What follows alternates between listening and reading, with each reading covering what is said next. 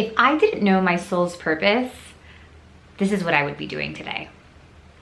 I would be paying attention to my skills. And here's why. The tricky thing about being a human is that we come to this lifetime with a soul's contract, right? Our soul made it up there before it came, and we forget everything. We don't remember what that contract is.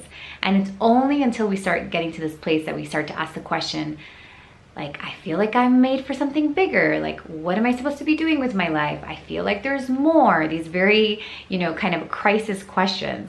But the truth is those questions are just us remembering that I think I signed up for something this lifetime, and we're really starting to remember the soul's contract. So the good news is that you're not crazy. You're remembering something, so you're not completely alone in this, right? Like, you did create a plan. It's almost like a little bit of a scavenger hunt for you to find that map that you made. Also remember, you are not alone. There's so much divine guidance with you. There's spirit guides and ancestors, soulmates who are really trying to help you remember this path or this purpose that you created. And one of the biggest clues to that purpose have to do with skills, have to do with our skills, which I call like our innate skills, the skills that we have learned, so learned skills, and the skills that we're being called to learn. I call them the feeling called to learn skill, right? It's like the little thing that's like on our to-do list, like go to pottery class, right? So these skills, some of them are from the past. Like sometimes these are skills that we developed when we were 3 years old, right? Some of them are innate, like I've always been a performer, let's say. It's in my natal chart, right? So, and then there's the other skills, the feeling called to learn skills are the ones that like, I have no idea why I'm being pulled in this direction, but I really want to read this book on this topic. And I'm going down this like deep rabbit hole on this topic because I'm feeling pulled to learn about this topic. And those skills, right now you might be like really in them or they've been in the past. But if you would zoom out from above and let's say, you're flying above, you've seen your whole lifetime, you're 90 years old at this point, and you're looking at the past and you're like, oh my gosh, like, yes, of course I learned these things, or I came to this lifetime with these innate skills because like, look how they led to what I ultimately did. So it does require looking at the skills, but also zooming out a little bit to be like, well, if my soul brought me down this path to learn these skills, what is my soul trying to tell me? Like, where is it trying to bring me? So let me tell you a little bit about the 3 different categories of skills to help you out. The first is innate skills. And these are skills that are very natural to you. Like I said, maybe you're looking at like your natal chart and you have a bunch of Leo in your chart. And it's like, oh, so obvious. Like this person's meant, is a performer or is meant to be expressive or something like that. I have a bunch of Cancer in my chart and I'm super motherly. I have a lot of students and clients that like, I care for. I have a lot of children. I have a lot of animals. Like that's a big clue. And I'm a healer, right? So that motherly kind of Cancer energy was like a very obvious one.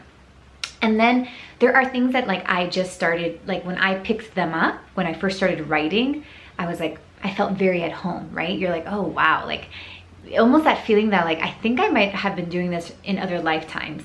Haven't you ever learned something and you just seem to be a little better than the people in the class? Like sometimes that's because, I remember learning hypnosis and being like, oh, I've totally done this before. Like it felt so familiar to me, even though I had never studied it this lifetime. So we have a lot of innate skills, and some of your innate skills might have been hard to develop, right? Like it doesn't mean that they were easy skills. So an example would be, I love doing readings and I'm a really good reader, but I did like hundreds of hours to develop my ability to be psychic and to read energy and all that stuff. So it was a lot of work to develop them, but I didn't even notice the work because I was just kind of going with the momentum. Like I was excited to sit in meditation and connect to my spirit guides and all that stuff. So it may have a skill that you're like, oh, well, I worked really hard for that skill, so maybe it's not one of my innate ones. But the real question is like, was it a lot of work, but at the same time, like easy to do, fun to do? Like, were you obsessed with it and it was just kind of taking you there? That would be considered an innate skill. The second bucket of skills I would look at are my learned skills. So your learned skills are usually skills that maybe a parent introduced to you, or a teacher, or like maybe, you know, you were in second grade and somebody told you were good at science, and somehow that brought you down this like long path, and maybe even brought you all the way to medical school, because at some point there was like these signs that, you know, you were showing signs early on to be good at science, so you kind of were brought down a path, but like not really of your choice. For example, my older brother had this picture growing up when we were kids in his room, and it was like a picture of him wearing green medical scrubs, holding my dad's hand, and my dad was also wearing green medical scrubs. My dad's a doctor.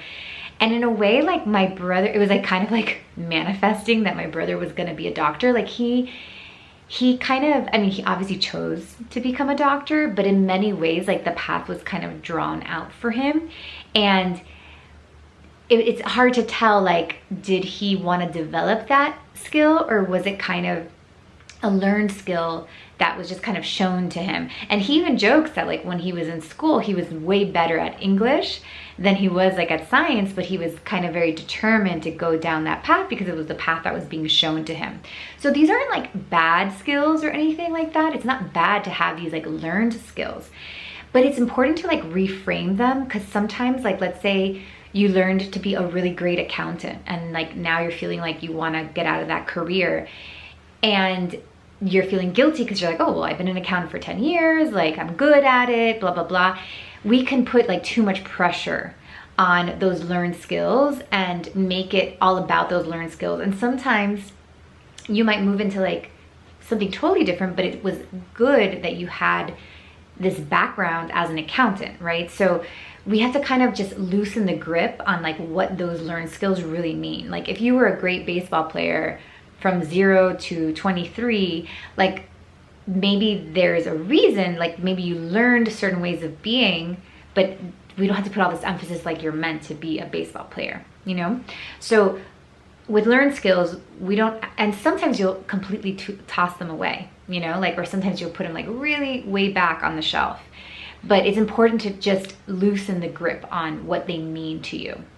And then the last category of skills is the feeling called to learned skills. So that's kind of like this weird pull towards maybe the things you're studying on YouTube, or books that you're reading, or like random classes that you wanted to take. Like you're just feeling called to discover a certain part of yourself. And those are super important because especially when they show up later in life, a lot of times, and especially as we start to asking these questions, it's because the soul's like, go this way, like you're gonna remember this. Even if you're learning something, you know, when you're 50 years old, like it's still an important thing to look at, like why am I being called to that? So for me, I was a fashion and beauty editor for many years, and I wrote this article once on like a type of energy healing. And like after I wrote that article, I was hooked. Like I needed to learn everything about like energy and Reiki and hypnosis. And I just went down this rabbit hole, even though I loved my job. Like I never in my wildest dreams thought that I was going to move into a new career. I didn't even know I was psychic.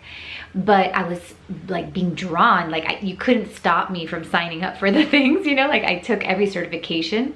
And the best thing I did for myself at that moment was I did not put any pressure. I wasn't like, oh, I'm studying Reiki, must mean I'm gonna be a Reiki master. Like, no.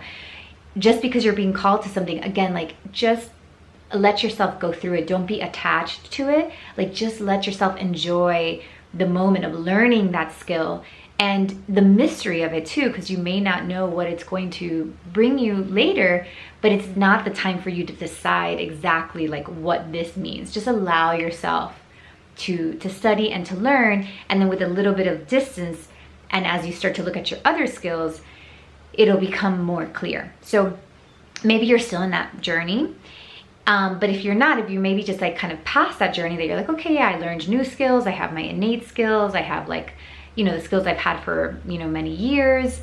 And then once you kind of put all those skills on the table, you want to ask yourself like, okay, if my soul is trying to send me like messages, and these are like the little breadcrumbs that are bringing me down the trail, like why would somebody need these skills? Like what would this add up to?